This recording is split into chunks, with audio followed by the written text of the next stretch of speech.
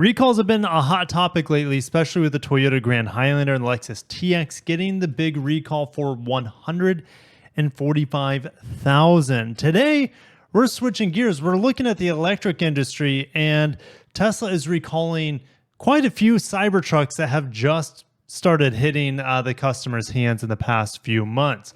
But we're not going to stop there. I got a lot of EV news for you guys today. And if you're new to the channel, my name is Kirk. I talk about industry auto news. I also review cars. For example, I just did the RX plug-in hybrid and the BMW 530i. Check those reviews out. Tomorrow morning, I'm leaving to go drive the new refresh 2025 Acura MDX.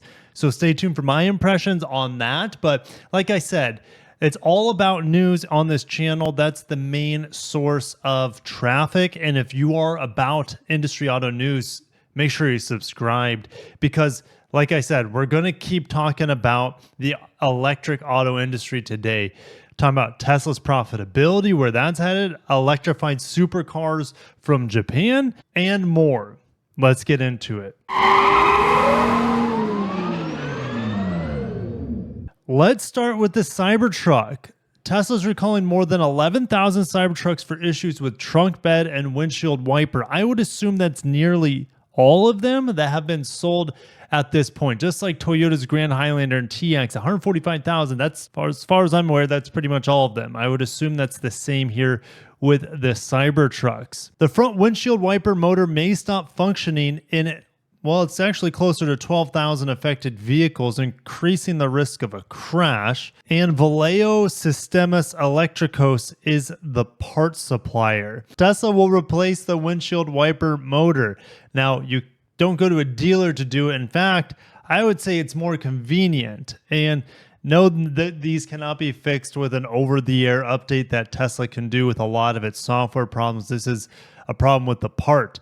So they have to come to your driveway to fix this. I feel like that's pretty efficient from the consumer side, but that's nearly 12,000 driveway fixes that Tesla has to add onto their already big fixings list. Tesla will also recall 11,383 Cybertrucks because of a detachment risk in the trunk bed trim. And Axiom Plastics is a problem for this bed trunk lining trim thing. Owners will be notified August 18th. All right, we got more Tesla news for you guys today. I've made videos in the past on just how profitable Tesla is, and their profitability is for sure going down, but it is still at the top of the industry, at least for now.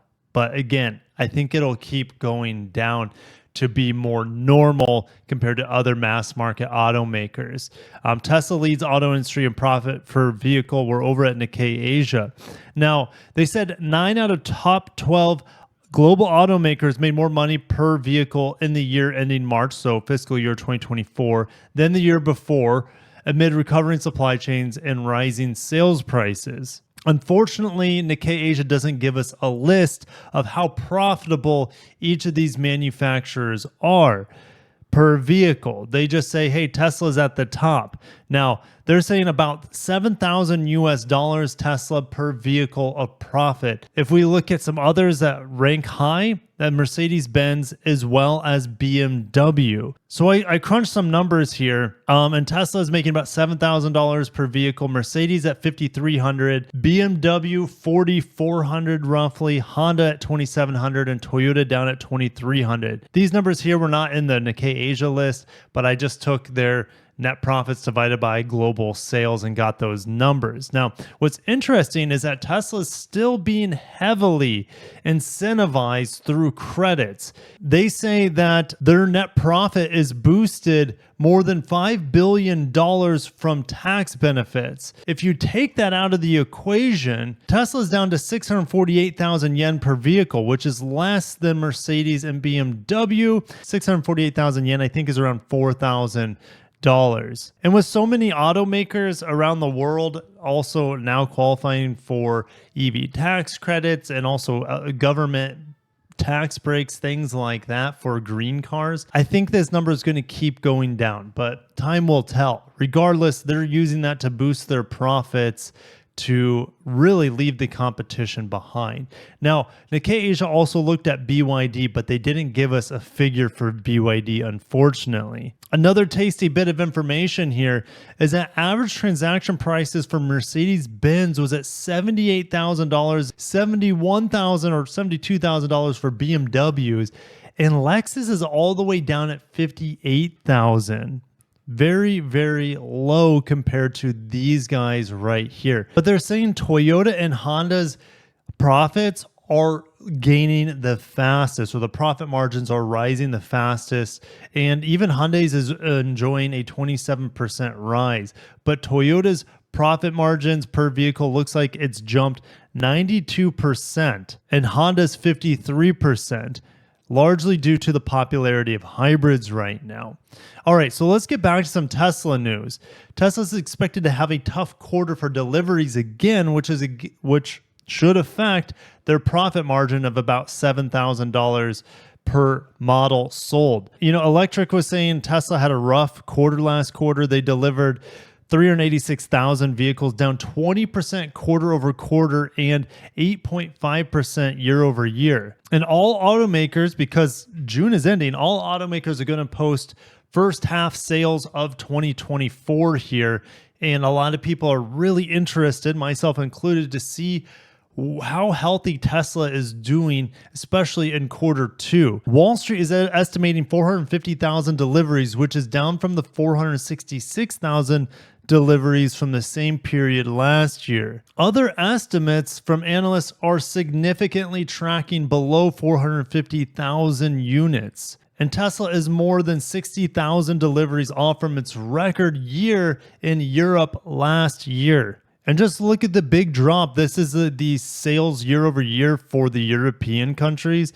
Look at this big drop. Actually, in January and February, they're slightly positive, maybe due to the refreshed Model 3, but it's really started to drop from last year's huge sales. And in fact, if we just draw a straight line here, it might not be that much higher than the total sales of Tesla in Europe in 2022. But time will tell. All right, let's get into some electric sports cars. I'm not very excited about this. I love the idea of the GTR having 6-cylinder high-performance turbocharged engines, and the NSX, well, it's, you know, the first generation was a V6, second generation was a twin-turbo V6 hybrid. Now the third generation NSX will be fully battery electric. Now, this article says GTR could have over 1,300 horsepower. Those numbers were given to us at the Japan Mobility Show when they showed this Hyperforce concept. I think it's absolutely hideous. They're saying 2028 is the likely timeframe to expect. You know, solid-state batteries will be coming to the commercial market at that point, but since they won't be able to scale them high until many years after 2028, that solid-state batteries will initially be seen in boutique, high-end, super high-performance sports cars like the GTR, like the NSX. This one kind of has R34 headlights to it. It's just really, really ugly. I mean, from the back, I don't think it looks bad. I definitely see R35 vibes through here, but the rest of it is just kind of, it looks like a melting Velveeta block. They have a look here of the next-gen NSX, and in fact, Honda and Acura have teased that vehicle for us, what was it, a year ago at this point. Unfortunately, we still don't have a design for this, or even a concept for this next-gen NSX. They're saying, of course, this will have over 1,000 horsepower and have four-wheel drive. I would go out on a limb and say quad motor, like we see in like Rivian pickup trucks, for example. Last piece of EV news: Stellantis could axe UK production unless the government acts on EVs. Stellantis has been pretty cutthroat lately. Decision on UK production likely in less than a year, and car makers face UK fines if they don't hit minimum EV sales target. The problem is I know EV demand has flatlined or maybe even gone down in the UK. But I'll let my UK viewers comment down below on how the EV market is going over in your neck of the woods. Unlike the EU, where automakers can meet CO2 emission reduction targets by selling a mixture of hybrids and EVs, Britain is demanding from this year that automakers sell a minimum percentage of fully electric cars or face fines of about $19,000 per non-compliant vehicle sold. That is insane to me. In the UK, there will be consequences of the mandates for sure. Stellantis UK does not stop, but Stellantis production in the UK could stop. This year, the UK government has ruled 20% of all new cars must be sold as EVs. And according to data, fully electric cars only make up 16% of car sales through May in Great Britain. So we're seeing potentially 6% of all cars being sold in the UK this year going to be hit with a fine of nearly 20,000 US dollars or 15,000 British pounds. That sounds completely unreasonable. There are UK tax incentives in place for corporate fleets to buy EVs, but there are no subsidies for consumers to buy EVs that are more expensive than fossil fuel equivalents. I just don't understand the legislation here, the high hurdle that the automakers must clear to sell that high percentage of EVs. They're not getting any subsidies from the government to encourage the sales, and then they're saying, oh, because you can't hit this target, we're going to fine you a boatload per vehicle that doesn't meet our standards. Very strange. Let me know if, again, I cannot wait to see some of you guys down below to talk about this. This seems like it could be a big issue over in UK. And this person is saying the demand is not there over in UK. And Stellantis wants Britain to provide tax incentives for consumers to boost charging infrastructure. We're seeing weird stuff going on and lack of charging infrastructure, of course, in the United States. What, $6 billion they've put aside and only 6 or 7 EV charging stations have been put up. Some ridiculous number even here in the United States. But the automakers here are not getting hit with fines anywhere close to what they're doing in Britain. Anyways, I'm going to shut it down there. Lots of interesting talk today on the EV front, from recalls to Tesla being still super profitable despite Tesla's sales not being so hot compared to last year. A little bit of excitement, sort of. I mean, without internal combustion engines and Japanese legendary sports cars, I don't know how excited I can be, but until I drive one, I guess I'll reserve my full judgment. And then Britain having a tough time selling EVs, but they're not helping themselves either with strange politics. Anyways, I'll catch you guys in the next one. If you enjoyed it, made it this far, I appreciate you. Hit the like button if you have not. Have a great day and peace.